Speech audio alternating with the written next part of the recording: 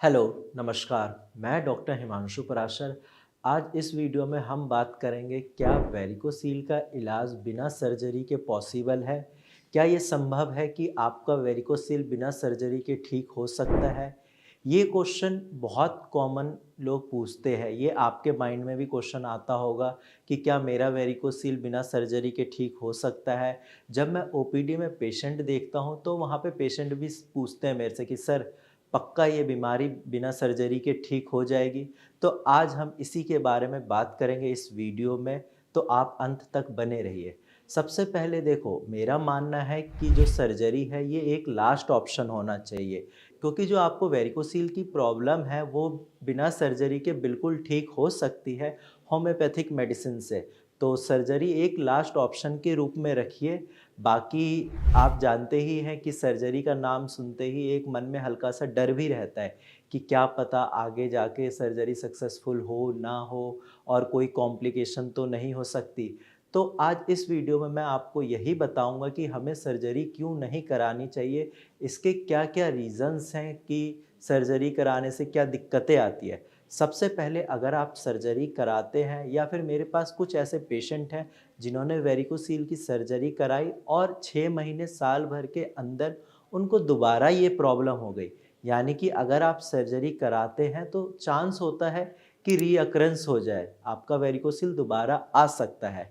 Second ये है कि अगर आप सर्जरी यंग एज में कराते हैं, क्योंकि वेरिकोसील अक्सर मैंने नोट किया है कि 40 टू 50% लोगों में यंग एज में ही होता है, यानी कि 24-25 साल की एज में।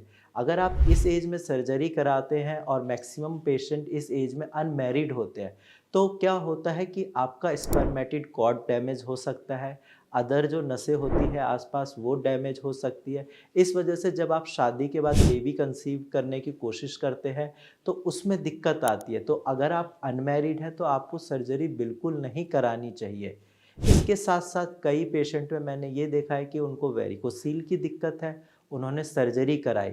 अब वेरिकोसील तो उनका कुछ टाइम के लिए ठीक हो गया, लेकिन सर्जरी की वजह से उनको हाइड्रोसील की दिक्कत हो गई या फिर हर्निया की प्रॉब्लम हो गई।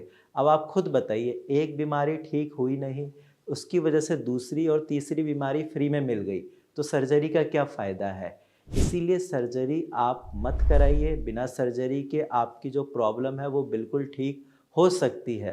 अब हम बात करते हैं कि अगर सर्जरी नहीं करानी तो सॉल्यूशन क्या है? वेरिकोसील कैसे ठीक होगा? तो सॉल्यूशन है होम्योपैथिक मेडिसिन।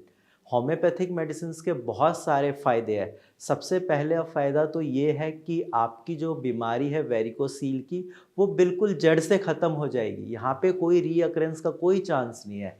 अगर आप प्रॉपर ट्रीटमेंट लेते हैं, डॉक्टर की बात मानते हैं, अपना वेरिकोसील अगर एक बार आप ठीक कर लेते हैं, आपकी रिपोर्ट नॉर्मल आ जाती है, तो दोबारा लाइफ में कभी वेरिकोसील नहीं होगा। सेकंड चीज़ ये है कि होम्योपैथिक मेडिसिन का कोई भी साइड इफ़ेक्ट नहीं होता। अब एलोपैथी में आपने अपने पूर्वजों से भी सुना होगा या आपने नोट भी किया होगा, अगर आप ज़्यादा मेडिसिन खा लेते हैं तो आपके लिवर, किडनी पे इसका साइड इफ़ेक्ट होता है, लेकिन होम्योपैथी मेडिसिन में ऐसा कुछ भी नहीं है। और तीसरी सबसे बड़ी बात है कि वेरिकोसील होने के अलग-अलग रीज़न्स होते हैं।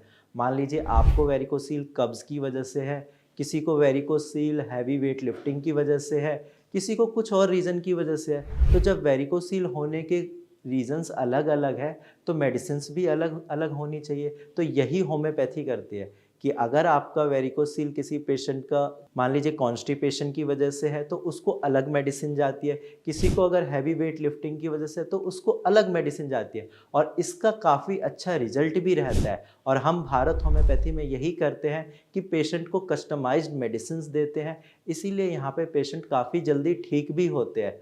तो अगर आपको वेरिकोसील की दिक्कत है और आप ठीक होना चाहते हैं, वो भी बिना सर्जरी के, तो आप डायरेक्ट मेरी टीम से बात कर सकते हैं।